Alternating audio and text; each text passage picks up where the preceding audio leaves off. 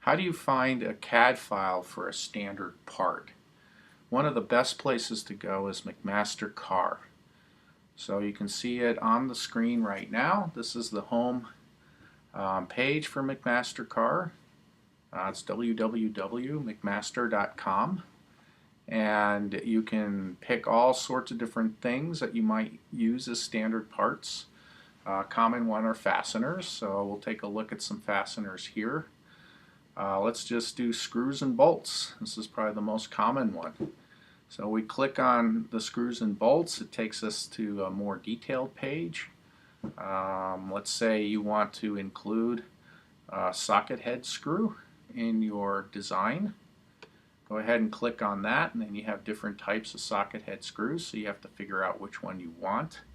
We'll just stick with the upper left again and pick the socket head screws link. And now you have different materials. We're going to go ahead and do alloy steel socket head screws. And now you have a list of all the different screw types. And if you look on the left side, you have the thread sizes you can sort on, the finishes, what thread class there is, just like in class. Click on show more. You can have the head height. Okay, the thread spacing, coarse, fine, and extra fine, the hardness of the material, and the fastener strength, grade, and class, and the thread types too. So we talked about this in lecture. So let's just pick one at random. We'll do the 3/16 fully threaded.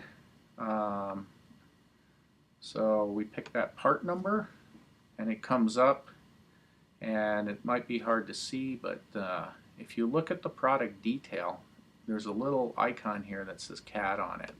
So if we click the product detail, you can see the detail of the product. You know what type of thread it is and all of that, so you can put that in your thread notes.